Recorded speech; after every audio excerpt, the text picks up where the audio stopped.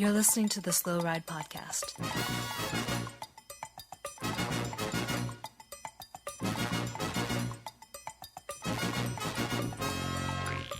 Bikes, advice, and rumors straight from the source. TheSlowRidePodcast.com and on Twitter at TheSlowRidePod.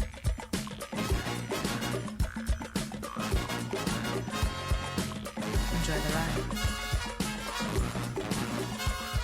Hello and welcome to the 227th episode of the Slow Ride Podcast. This is Tim, your 2018 Schwamigan Showdown winner, Hayes in Orlando, Florida. Hey, this is Matt, the little guy fresh into the off-season here in Minneapolis, Minnesota. And this is Spencer in Boston, Massachusetts, where I am about 3.5 years into my off-season. Now, So true. for those listening at home, this is the second time we've gone through this intro. And Spencer, each time when you say that, it makes me laugh. Well, Like that's so good. yeah, well done. and The truth comes out. you notice that the first time through, take one, it was 3 years, and this time through, it is 3.5 years. So I've gotten more accurate.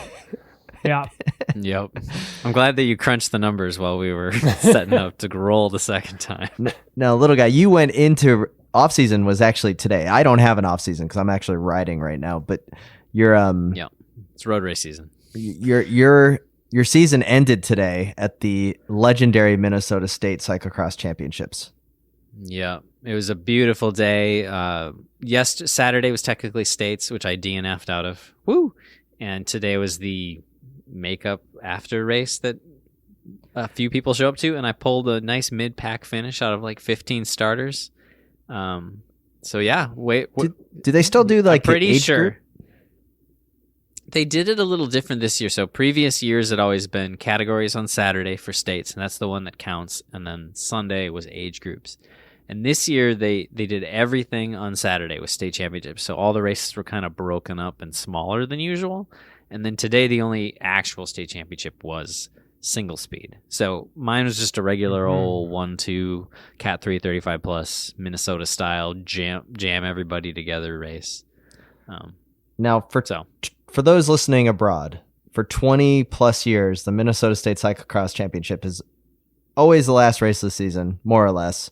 And it's at the same venue, which the defining feature of this venue is this really long, awkward staircase where it's not like a set of stairs that you would see like, in a building where you just the risers are all at the same height. Mm-hmm. It's a long, like kind of a hiking staircase where there's just random logs and some backfilled dirt, and then it will be like 5 feet before the next step, and then one.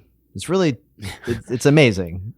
Yeah. You can't get a good rhythm on it. At least I can't get a good rhythm in the 10 plus years of doing it. It definitely is an advantage for the long-legged folks. You guys are at more of an advantage than me. Short guys like me, the bottom couple stairs are kind of tall, kind of awkward to chase like 6-footers on. And there's always a good crowd in the stairs. Like that's kind of rowdy crowd. Yep.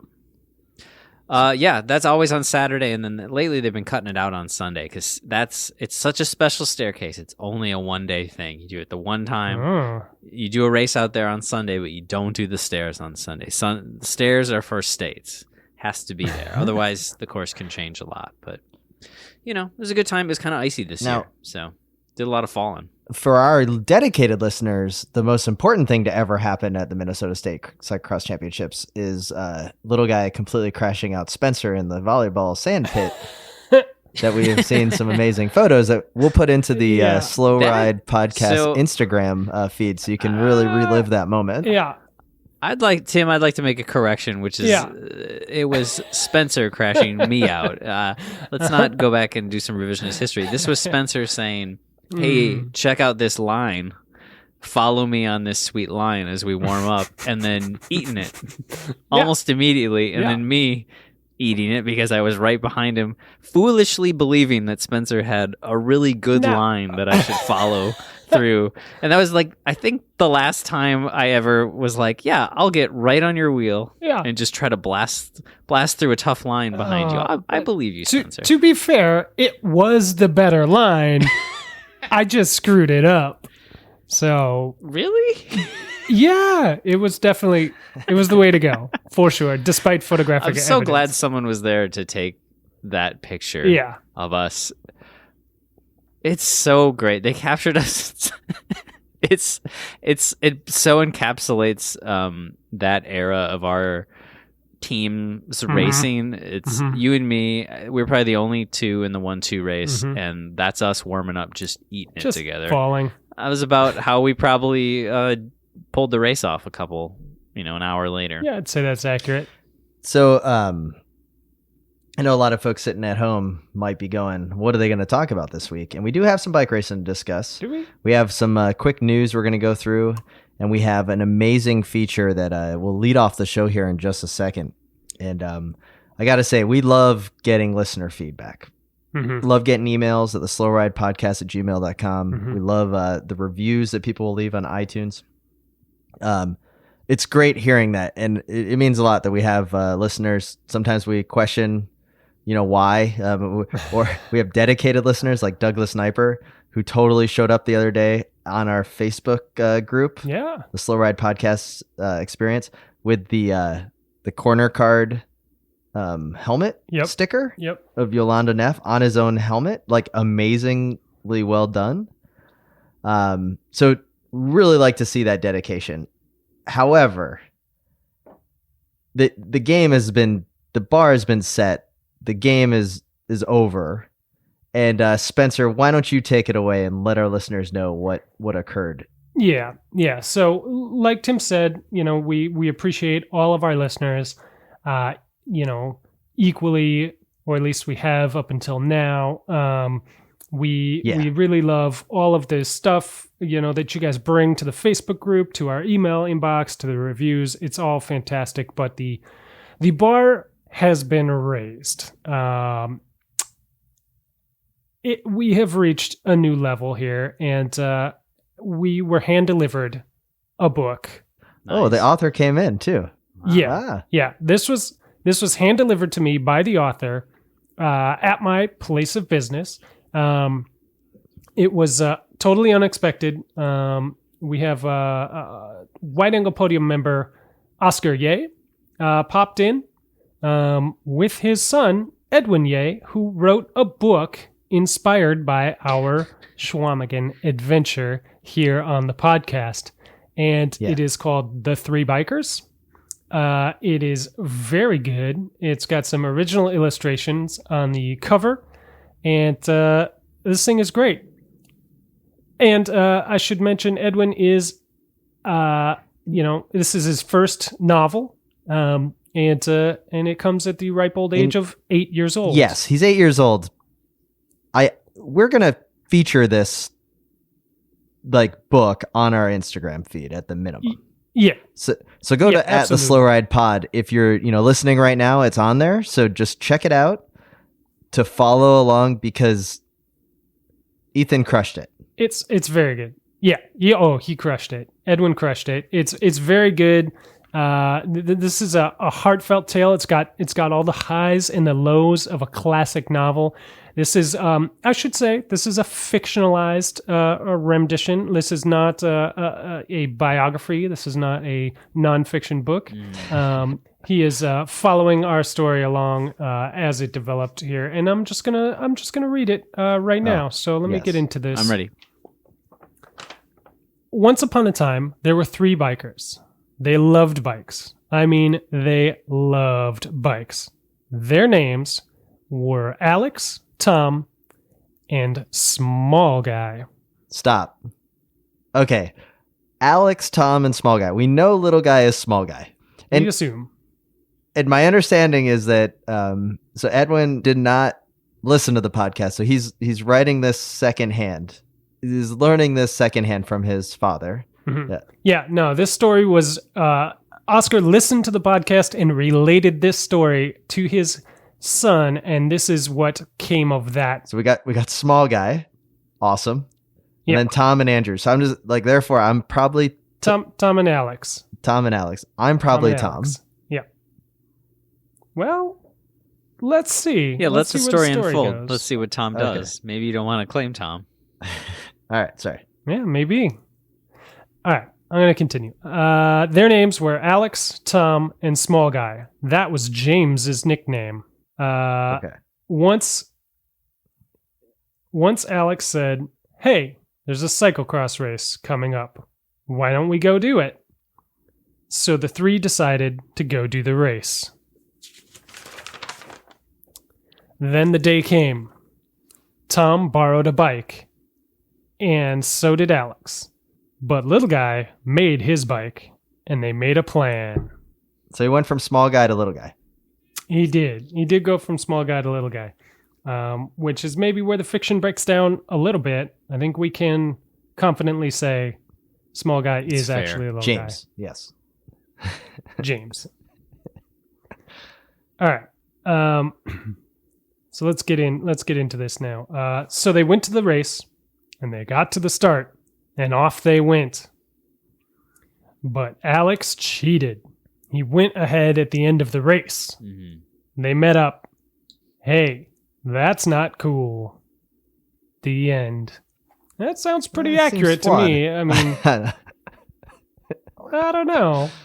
I feel like that is an accurate representation of the day. Yeah.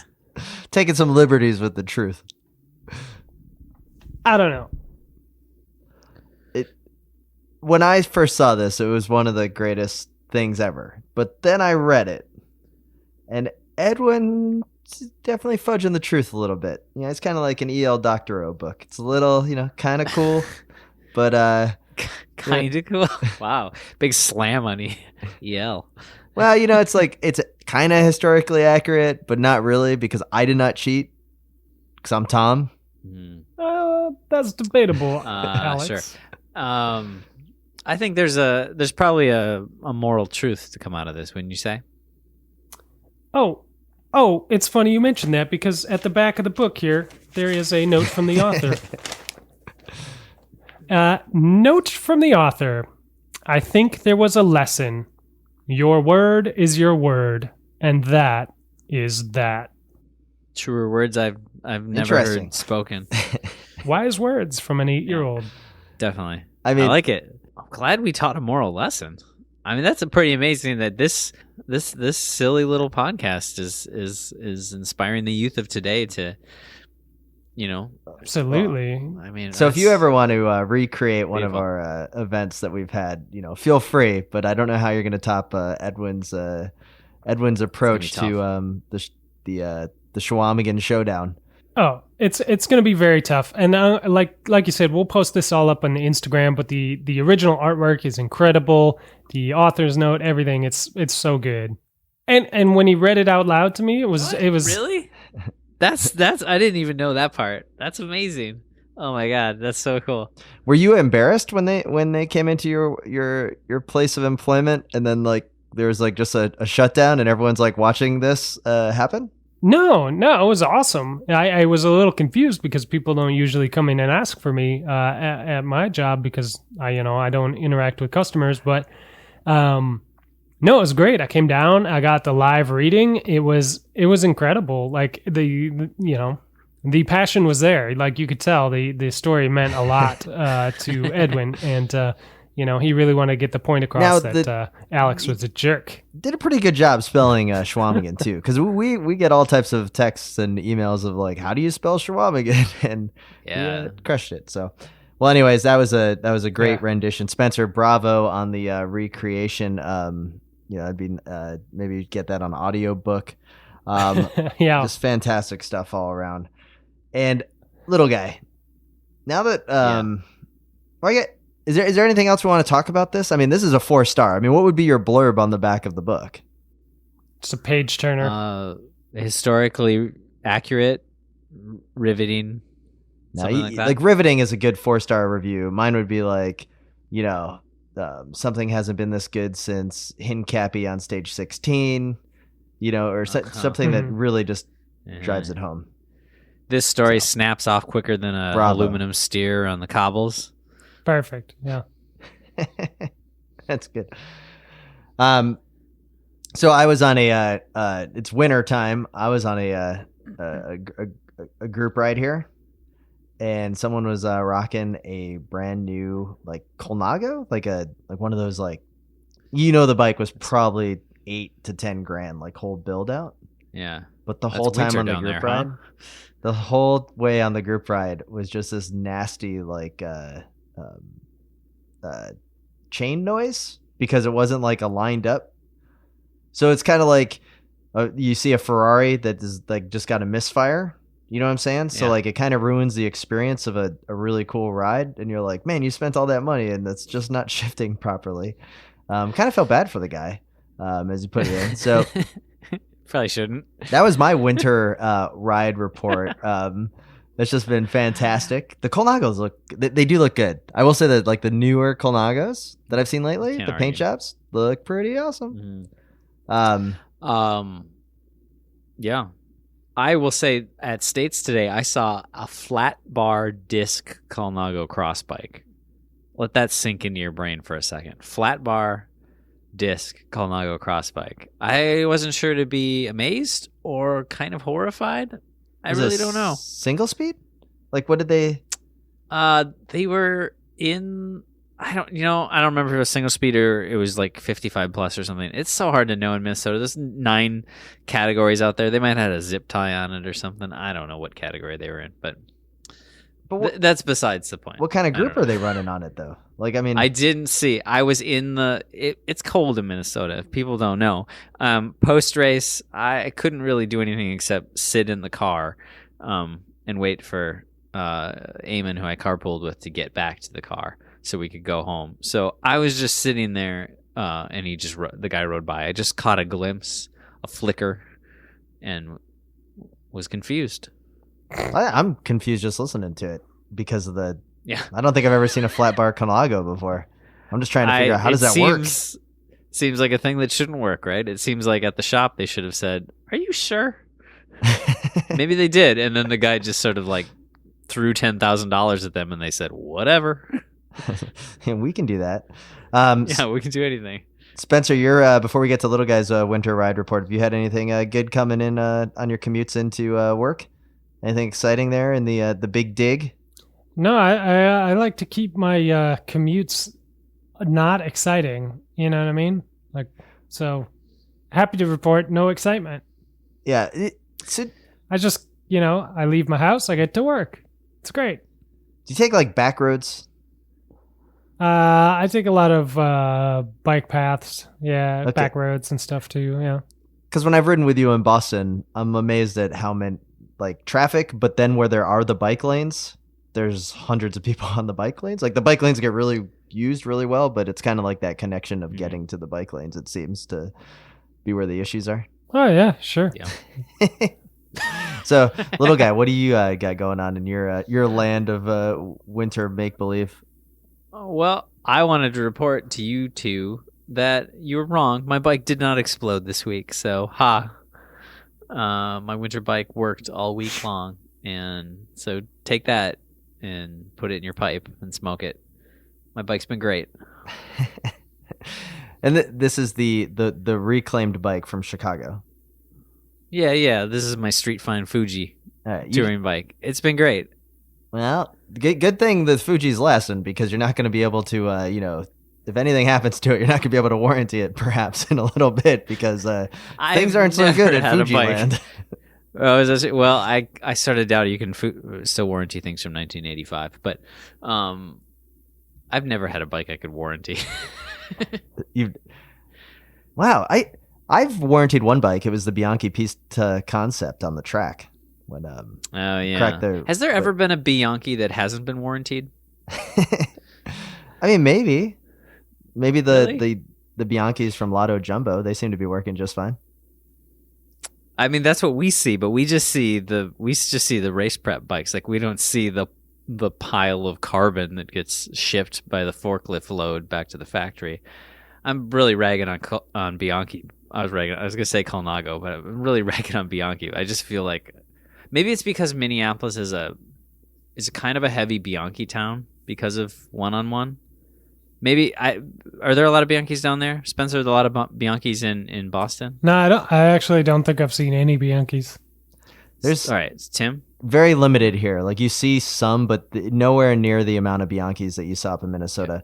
Now the Bianchi, now Spencer has a Bianchi, as a Bianchi single speed mountain bike. There, I would say that like when those single speed mountain bikes were happening, there was a lot more Bianchis that I noticed, right? Like I don't see a lot back in Minneapolis. I didn't see a ton of like Bianchi Celeste color carbon road bikes, except maybe on like some certain rides. So not the most popular, but definitely more than other cities. Yeah, they're more. I feel like they're more popular here. GP had them. 101 had them. Like there was a few shops around town that had them, and I just feel like I've heard a lot of people complaining about them breaking and stuff through the years, but I don't know if that's any more than any other big bike company. It's just that they're heavy in this market, whereas probably in some other city, everybody's complaining about Pinarellos or something. I heard one person once compare a Bianchi. They said it was the Italian Schwinn, and then I never wanted one again. Right? Like, because I wanted the Bianchi. I was like, ooh, the Celeste looks amazing. Yeah. And they're like, yeah, it's the Italian Schwinn. And I'm like, oh. But I'd still, I'd follow in Spencer's footprints and I still have the eBay alert for a Bianchi single speed for sure. So there's certainly cool ones, but when we first started riding, I feel like that was not the pinnacle, but it was definitely one of the cooler things you could imagine coming across, like finding a cool Bianchi around here, at least. That was possible. You were going to find like a Somic or something, Yeah. But, yeah. Anyway. Hey, Spencer, in Boston, like is there a brand that takes over more? Like I would say here, like on the roadside of things, there's a lot more Pinarellos in Orlando than any other like bike. Like sure, they're specialized in Trek, but I feel like there's a lot of Pinarellos. Is there a brand that is kind of the big one out there in Boston? I feel like there's a lot of Cannondale out in the New England area because Cannondale is not too far away there in Connecticut. And I feel like a lot of people know a lot of people who know a lot of people. It's kind of like get a lot of salsa bikes, and so they just sort of filter out. It's as if you can't, turn a corner without tripping over a Cannondale that somebody got for pennies on the dollar. Oh, I like that. That sounds fun. That's way better than tripping on Foundries and other quality offshoots.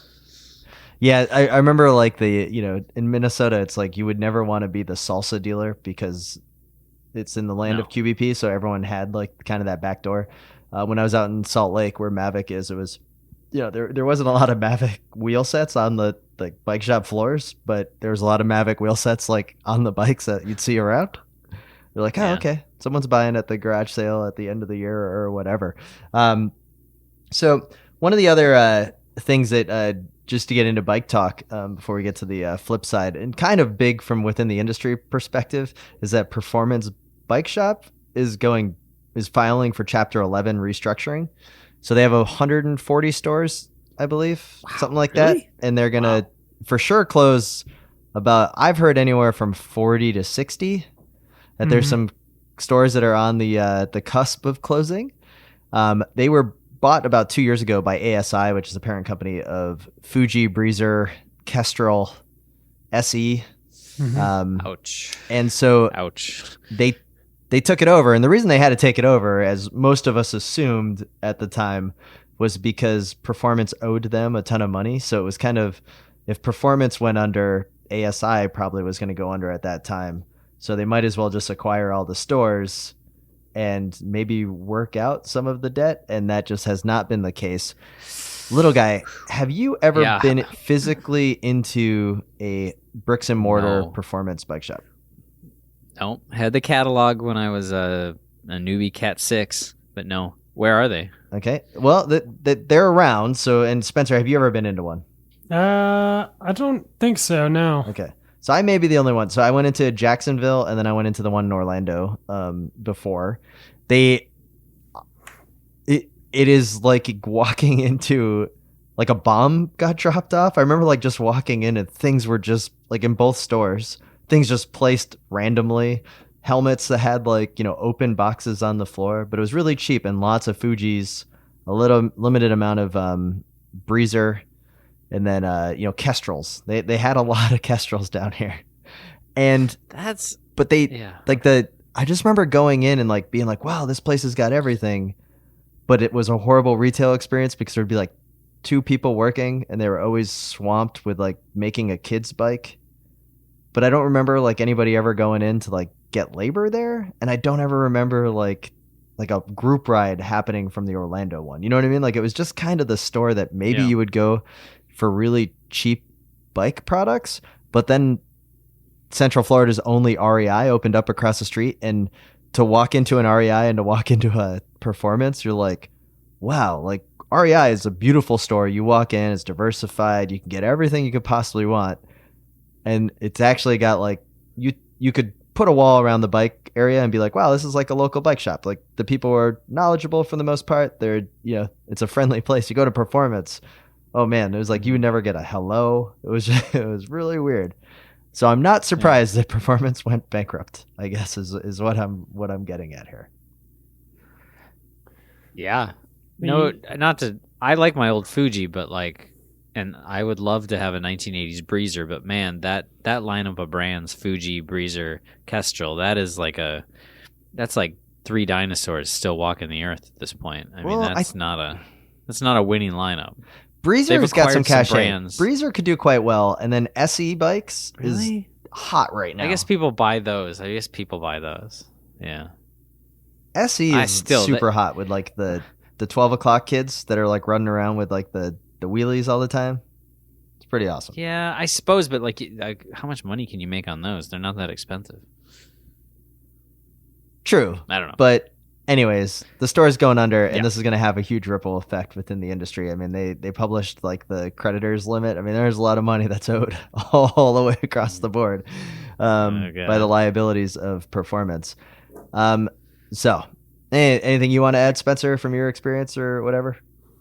Not really. I mean, you never want to see bike shop closed. You never see folks in the retail side of things without jobs. But the Performance pricing structure led really to no other conclusion here than what's happening. It's kind of the fundamentals, right? Like if you're charging that cheap for, a flat repair or a tube, like it's in the long run not gonna, help you out on the bottom line. Yeah. But hopefully everyone can find jobs for the stores that are affected, and it's always support your local IBD for your service needs. That's for sure.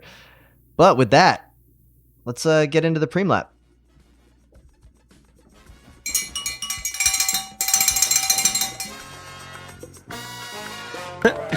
Cool. This is Stephen Hyde with CannondaleCyclocrossWorld.com, and you are listening to the Slow Ride Podcast. Yeah? Yeah.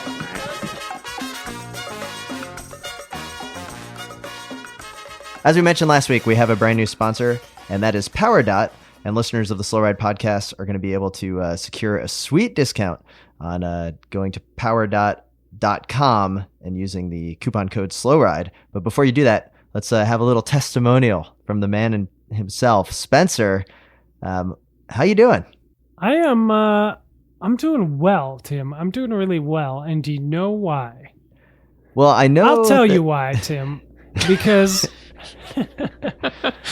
while you schmucks have been sitting here on this podcast just recording a podcast, I've been actively recovering this whole time. Now, that's smart. That's going to make me ready to train again. It's going to make me ready to race. That's going to get me back into fitness. It's going to help me with my muscle fatigue. It's going to help prevent injury. I am ahead of the game. And it's all thanks to the PowerDot system that I have right along my IT band right now as we speak. Oh, really? Currently. Are you and you're running it through the app, right? Yeah, I am controlling the level via the app. I've cranked it up a little bit when little guy was talking about Fuji steel bikes from the 80s, and I turned it back down when Tim brought us back to reality. So okay, you don't want to get too worked up when Tim's talking. Now I know when you have this the PowerDot, when I opened up mine of the sweet packaging, and then the app itself, super user intuitive. Oh, it's great. And then the diodes, they actually give you the pictures of how to use it. I guess that's the important part here, because you know me, I'm not the smartest, sharpest knife in the drawer when it comes to something like this. And now we've got a I've got, so when I pop the app open, I've got the option for performance work, I've got wellness work, and then I've got a focus area where I can focus on a specific muscle and just really get to work on it.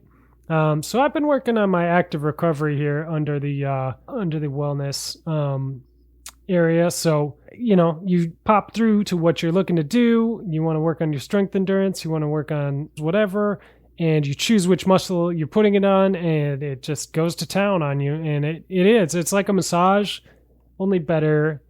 It's reducing the soreness in legs from your workouts earlier that day. You can use this as I'm doing right now. You can just turn it on and walk around your house. You can go do the dishes. You can walk the dog, whatever you need to do with this on. This isn't something where you need to be, just stagnant, like laying there getting this done like a normal massage, or like some of the compression boot machines that are out there on the market. Yeah. No, absolutely. And I think that the big takeaway once again is going to be that it supplements your training, right? So it's going to help you relieve any type of soreness, help you with active recovery, and get you ready for your next ride before you know it. And with that, you can go to powerdot.com and you can use the code SLOWRIDE to save 20%. And this technology has been around for decades. You can now get it pennies on the dollar because you're getting that 20% SLOWRIDE code at powerdot.com. Check it out. It's great. And if you don't believe us, just go ask Lawson Craddock because he knows. We're also, once again, brought to you by our friends over at Grimpeur Brothers Coffee. Head over to head over to wideanglepodium.com and look for the ad on the right taskbar of Grimpeur Brothers, and you're going to go and get some sweet full Schleck coffee, $25, gets roasted that week and then sent to you straight away, so you're going to have it by the time of the weekend. Once again, Grimpeur Brothers, and then look for the full Schleck blend of coffee. Yeah, it's awesome. Definitely.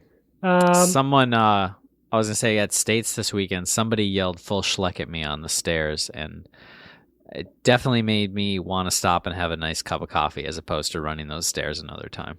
Interesting. Oh, I bet. That's a pretty good reaction that you, in the middle of your cross race running up some stairs, you thought, I'd rather stop and get a cup of coffee rather than just unzipping your jersey fully. So I think your mind's in the right place. It's pretty cold in Minnesota, and I think even the Schlecks would have opted to keep that sucker zipped all the way up for sure. during that cross race. They've got no body fat at all, so they'd have to. No, they would. If one of the Schlecks would have unzipped, they might have died. That's true. We are also going to give you a quick reminder that we are on the Wide Angle Podium Network. Visit wideanglepodium.com to check out all the other family of shows we've got there. Great stuff. Cyclocross Radio, Bike Shop CX, Consummate Athlete, a lot of other great stuff. If you enjoy this show, I guarantee you will enjoy something else on the network. So peruse the shows up there and give them a listen.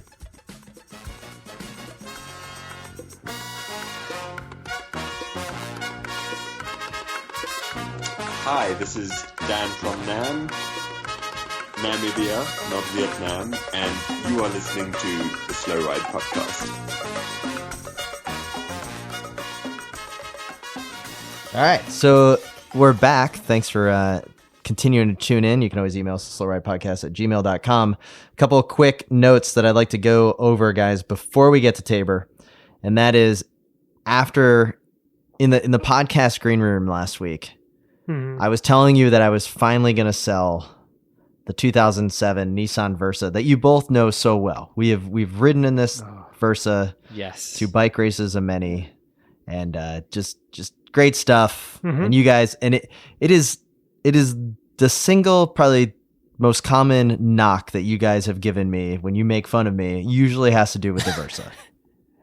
Well, it's been a good car for you, but yeah, this is usually car. Like the let's make fun of Tim, let's make fun of the Versa is kind of the what happens.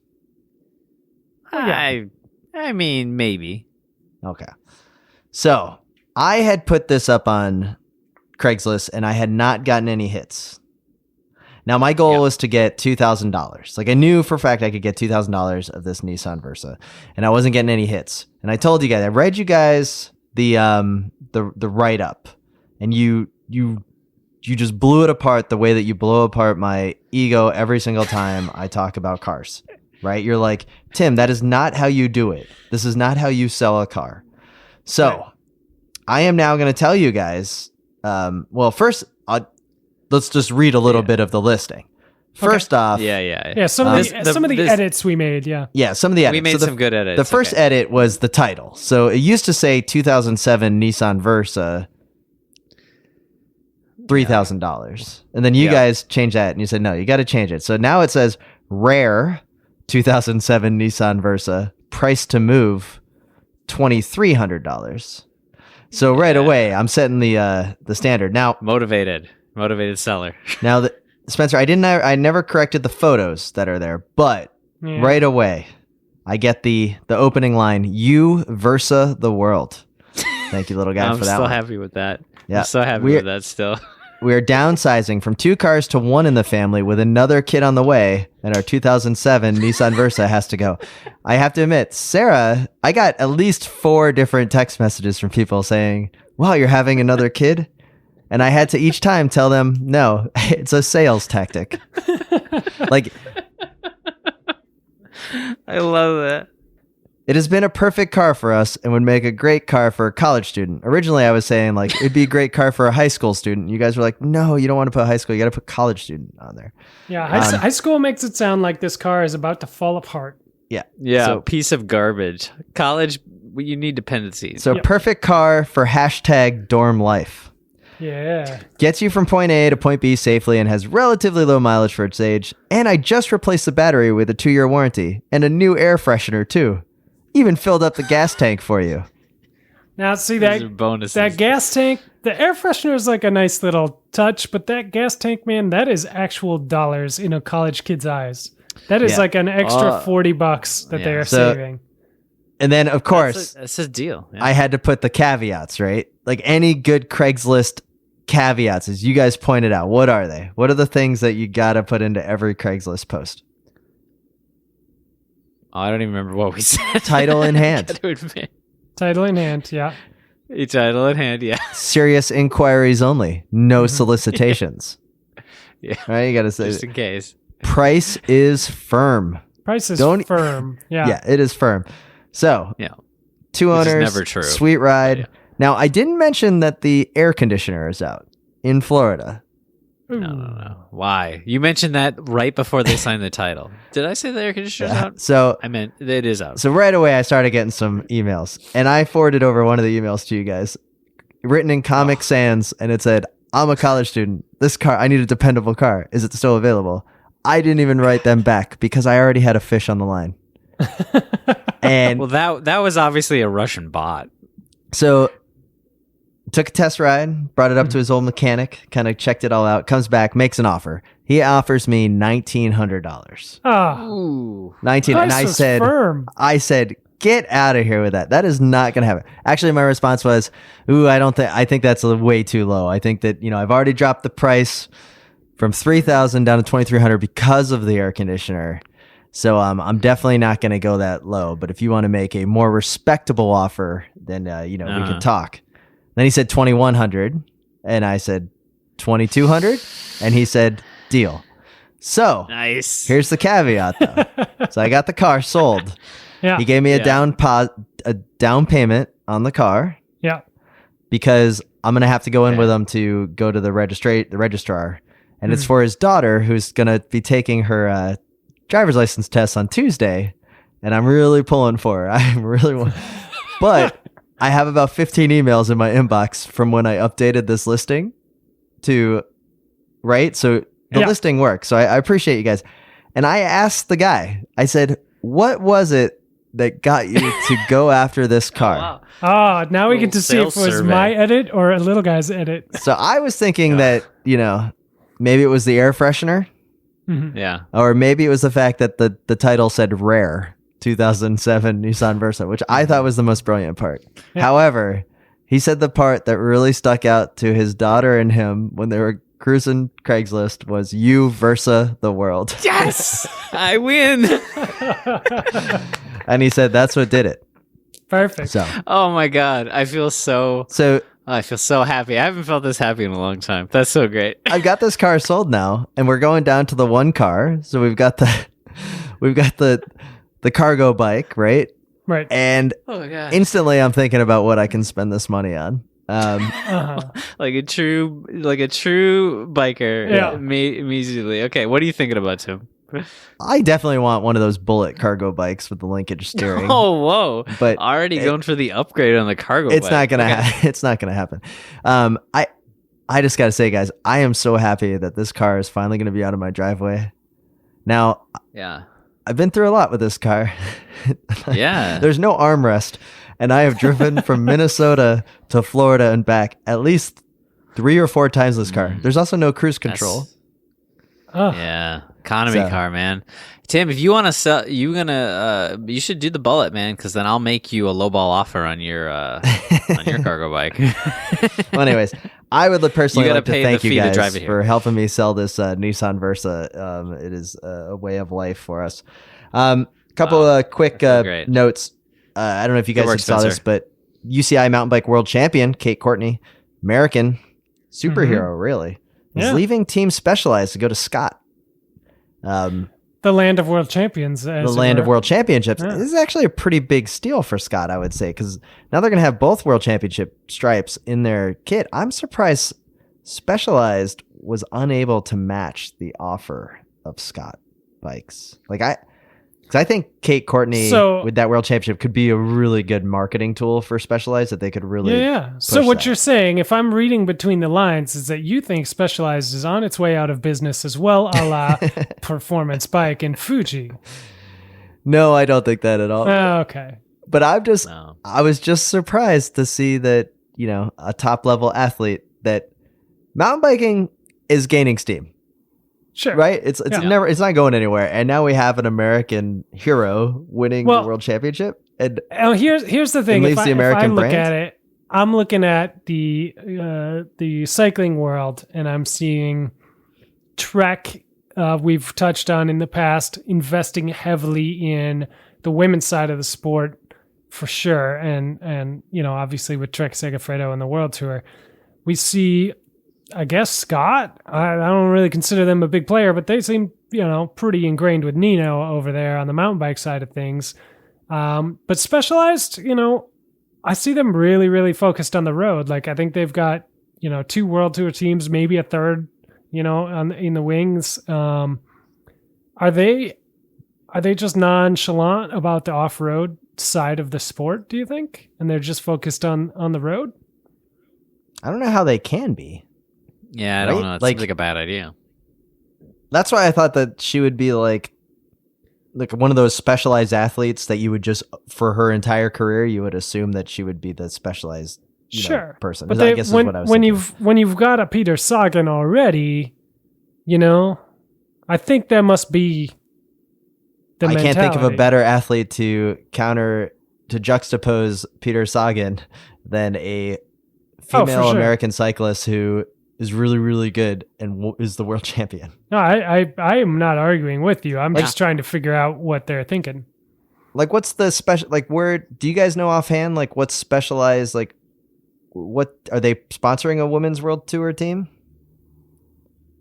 Offhand, I don't know, but probably at least 3. Yeah. Well, I guess I'm just thinking like, Trek goes all in, it seems, and then Specialized because they're always going to be brother and sister when it comes to the bike world. So you're always going to compare them against each other. And I would just say that Trek seems to be winning a little bit as far as the support, outlandish support of teams and stuff. Sure. But even on the mountain bike side, you're seeing Yolanda moving to Trek, and you're seeing Kate move off of Specialized.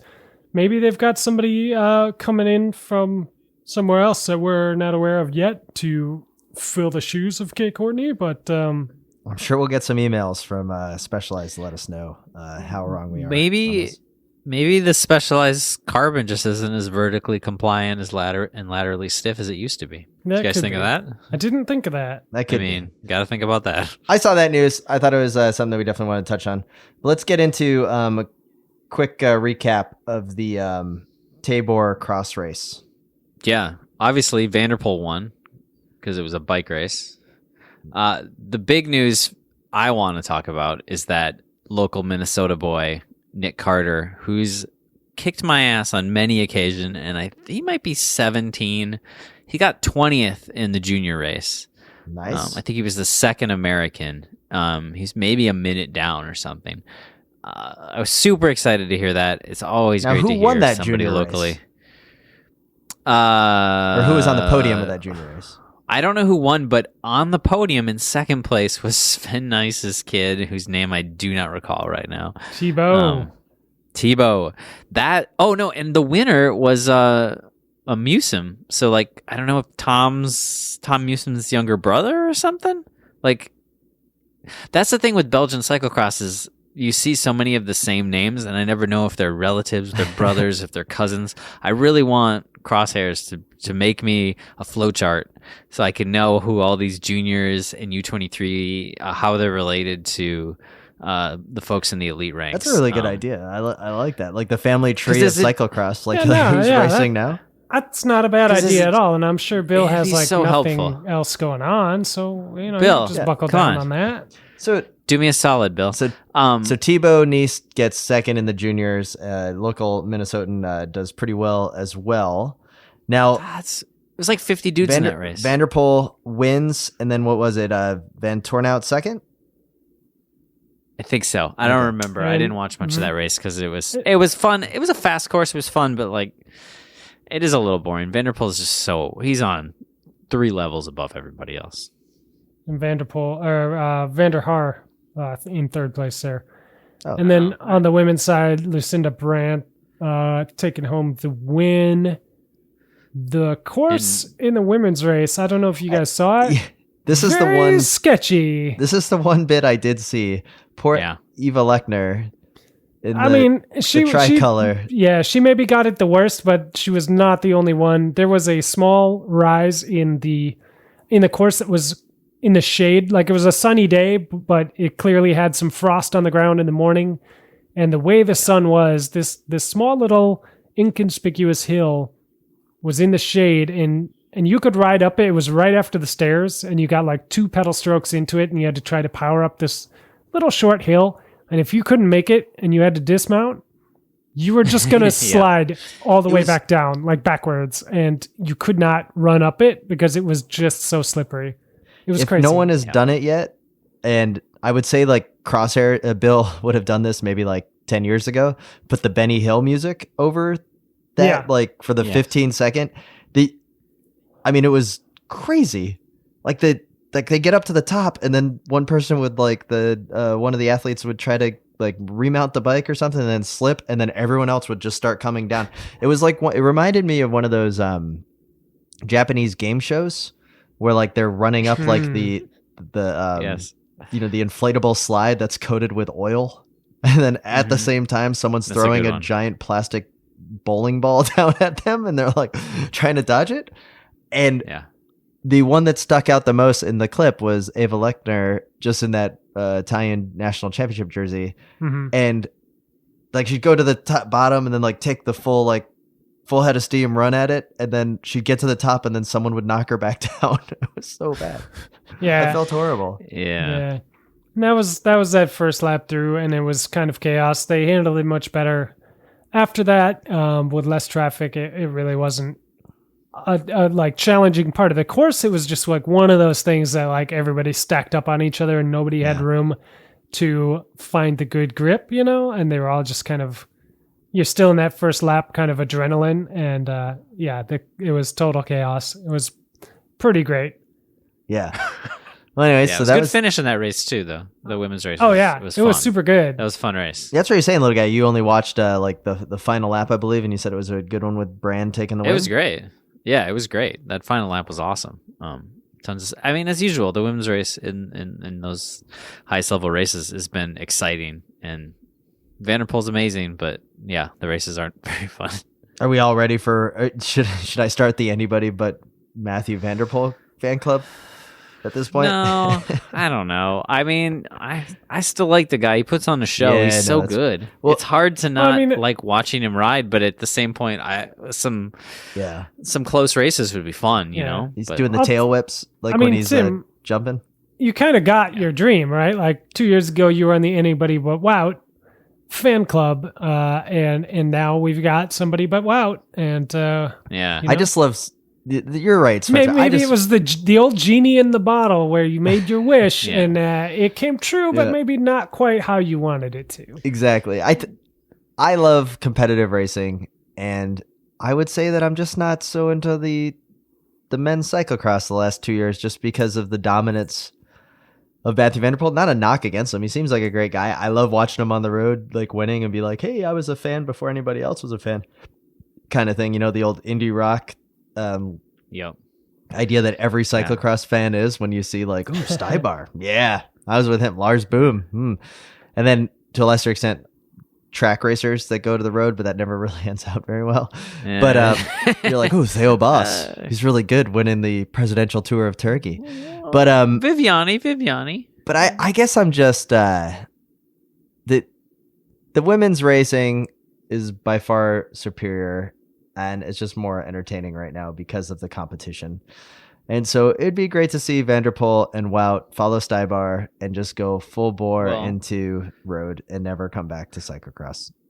Well, we should say then that sometime this week, Wout got the okay from the UCI, though he's still in weird legal waters about whether or not he can sign with another team, whether or not he'll get sued by Sniper Cycling or whoever owned his previous team. So, but it seems like he's got the go-ahead. We'll maybe see him on the road in the Spring Classics. Probably see Vanderpool get the invite. We'll see Toffee. I was just about to say Toffee. Like, I can't think of a better publicity stunt for one of these like continental teams coming in than to take Toffee. 50 years old, previous winner of Paris-Roubaix, and then he's in the testing pool, so he's done everything right. So they're just going to be like, yeah, why don't you come ride with us? Like, instead of the 22-year-old neo pro who's going to like drop out that no one knows who he is. Well, the rumor this week, I don't know if you guys heard more of this than I did, but that it was maybe Dimension Data. Oh, smart move. Right? Like, they've been kind of stinking it up at the bottom, even though they've got Eddie B, who's never going to really win anything. He's always nearabouts, but that would be, I don't know. I'm into the I was assuming it was going to be one of It's bonkers. I was assuming it was going to be like Wanty, right? Like I thought it'd be like Delco Marseille or whatever, like teeny. So I figured it'd be like a movie star, somebody who didn't have another guy for the race, Oh yeah, like they got that literally one only Spanish have guy. They only have 7 people at the start line, and we're like, we need somebody, and then Toffee's like, hey, I'm here. I bought a kit already on Wiggle. I'm ready to go.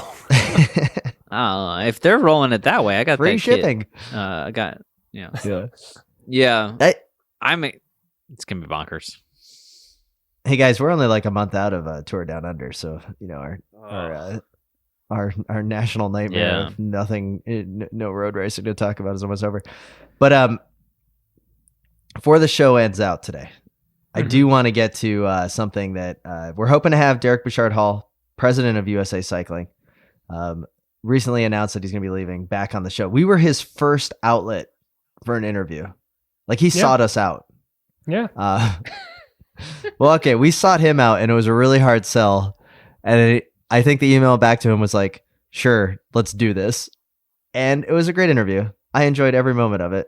I left thinking that Derek Bouchard-Hall was going to run for like governor, mayor, or something. I was like, this guy is the real deal.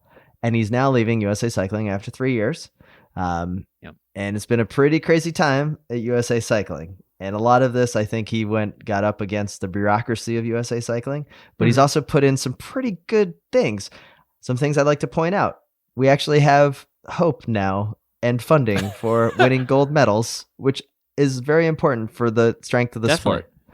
I think that he's done a really good job of just kind of streamlining the tech features. Like, getting new blood into leadership positions at USA Cycling was very important because we had a lot of old guard. We had former president of USA Cycling, Steve Johnson, creating Fat Bike Nationals so he could become a national champion. Pretty sure that may have not been what happened in that board meeting, but I'm pretty sure it had a lot to do with it.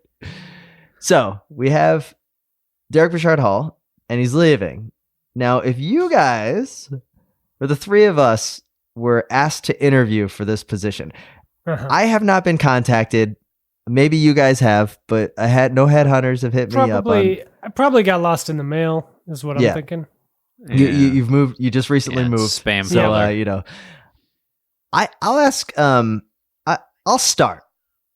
The things that I would correct, or the things I would like to change about USA Cycling, twofold. And I'm not saying Derek didn't try to do this. He's up against the bureaucracy, but these are the things that if I'm trying to save USA Cycling and bring it back to its glory days of 2012 when they had 63,000 members or whatever, and now they're at 53,000 and some sponsorship dollars have left. The first thing I would do is I totally get rid of the current upgrade and category system.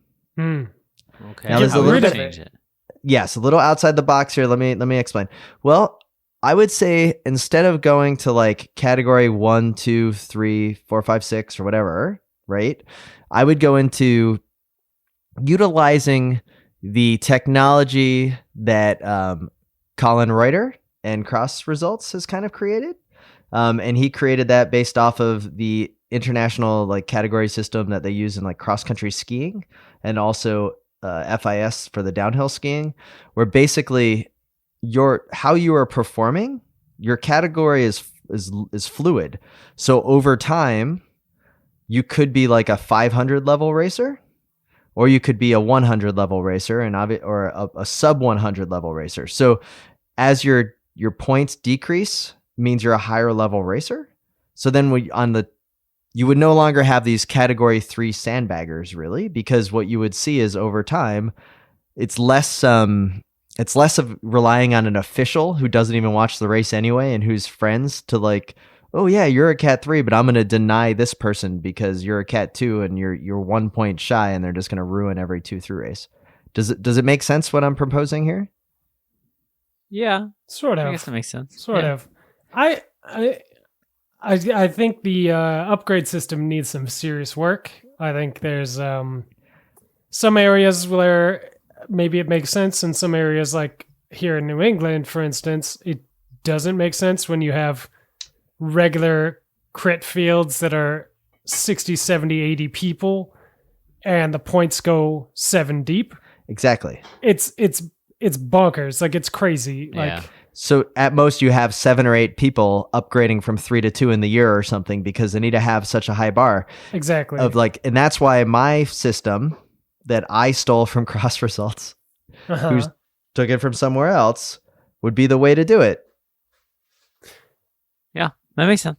So I think that's just because then more people would be able to upgrade. A revamp for sure. Like whether there's more points available, points go deeper, it's easier to get the points. I don't know. If you don't have the fitness, you're going to get tossed out the back of your field anyway. So absolutely. They got to take it out of the human hands, right? Because right now the problem is that it's true. We have an upgrade official here that is extremely by the book, perhaps to a fault. And yes, as you know, when we were coming up in Minnesota, we had an upgrade official that was like maybe a little too lackadaisical about things. Where I remember my Cat 2 upgrade was me going, hey, Matt, do you think I could do the 2 race? And him saying, do you promise not to crash anyone out? I think that's all it requires, but yes. And I said, yeah, absolutely. I can hang, no problem. And, and he was like, that's fine. If you want to go get your teeth kicked in, it's fine, but don't cause a safety issue or I'm going to throw the book at you, and that's fair. I just remember seeing like they don't even get notified of an automatic upgrade. Like with technology, can't you just get like, oh, this person's won 4 category 3 races. They need to move up. Yeah. Yeah. No, it is maybe that segues into probably another thing that you want to talk about, but the IT systems that USA Cycling is using. God. Maybe not up to 2018 speed. No, I can attest as someone who signed up for a race on Thursday and had a lot of trouble. The race wouldn't load. I couldn't find it. Eventually, thankfully, somebody told me just to open it in a different kind of browser, and that eventually worked. But I definitely was standing there for a minute being like, well, I'm not going to get a call up, and I'm going to get charged $10 more, and I'm not going to be able to register in the next 2 hours before this closes. Yeah. It was not fun. I was a little annoyed. Yeah. And then So is that it what wasn't you would cheap, fix, just little anyway. guy? You'd fix the IT? No, I don't give a crap about that. I would, for one, I'm serious about this. I'd make it free to rock the one cog. Yeah. As it should Always. I think, no, I'm actually serious. I think one bike races are too freaking expensive. And I know there's all kinds of costs going with it, but like, it's insane. I paid day of at a race this year $40 freaking dollars, which is insane. And I only did it because I'd already driven an hour to freaking get there. I'd put some price caps in, and I'd make it free to rock the one cog, because really, at the end of the day, we got to get more people bike racing. There's not many people showing up to bike races around here, and if you've got to give away a bunch of single speed bike races to get people out and get them involved, I think it's totally worth it, especially for cyclocross. Like, Yeah. It's crazy when you show up to a race and there's 9 people in a field. But it makes sense when it's $35 to $40 to race, plus you got to drive to it because it's in the middle of nowhere. So it's free to rock the one cog, single speed crits, just like get people out to race. So the red hook theory. In a sense, yeah. Like, All right. I'm into it. Especially if people come out and do single speed crits, after 2 of those, they'll be like, "This is stupid," and they'll want to do real crits. At your cross races, would the fat bike category be free or no? It doesn't exist. Oh, and also age categories don't exist anymore either. Just race your freaking category, because Tim just created a better category system. I don't know why you can't just respect the category system and race the category system. Well, yeah, I think that's implied with Tim's system is there's no more masters, which would really solve all the scheduling conflicts that promoters have. So it's a win-win. It would. People would complain about the masters thing for 1 year, and then you'd lose 10%, and then you'd be fine. Yeah. Yeah, You just got to deal with the blowback for 1 year, but and it'd be fine. it's the loudest 10% conceivable. That's just because of the way the titanium reverberates when you yell near it. Yeah, no, it's probably true. And then how would you fix it, Spencer? Well, so when you brought this up, you posted it, as if we were interviewing for this Yes. job, Tim. Yes. And the problem that I have is I'm gonna be a terrible interview. Because you don't want the job. I'm gonna do a really bad job at this interview. No, because the thing I would change is I think they absolutely need to have more, if not all, of the executives at USA Cycling be women. All right. Okay. All right. Everyone. The women's side of the sport is growing and thriving in all different disciplines, and there is no representation at the highest level. Equal payouts are, like on the shoulders of promoters to do, like Trek at the World Cup. That's embarrassing. The race times that we've been seeing in cyclocrosses lately, it's like a second class race, and they're bringing the heat, like we were talking about earlier.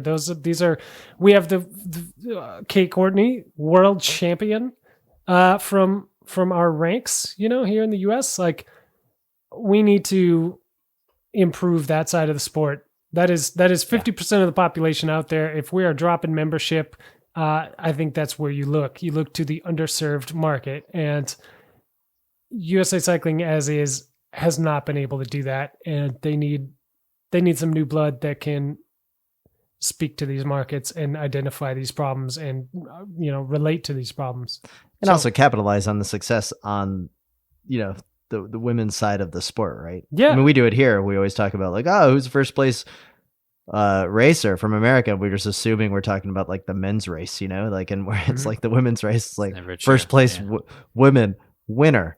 you know? Yeah. So very, very important idea.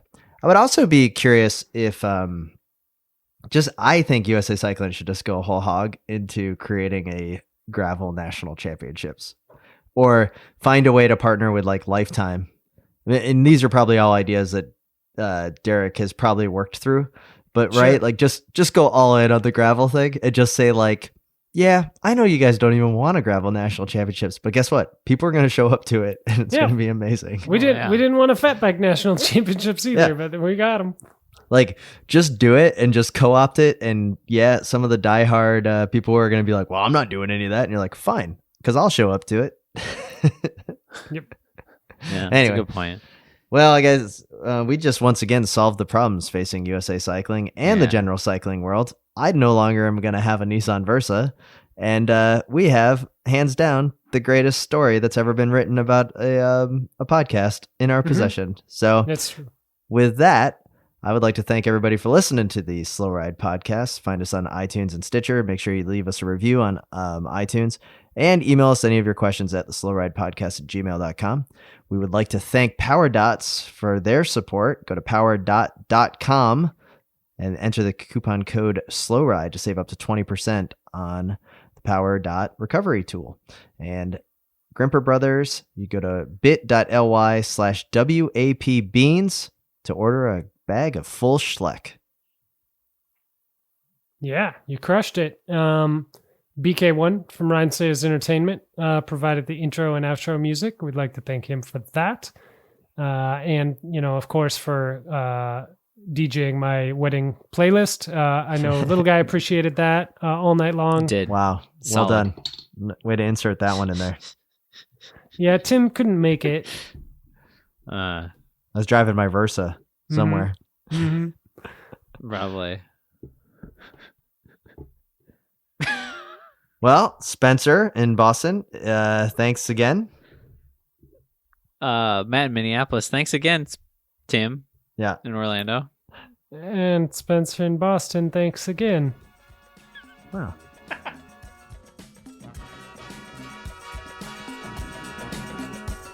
The Slow Ride Podcast. Bikes, advice, and rumors straight from the source. TheSlowRidePodcast.com and on Twitter at The Slow Ride Pod.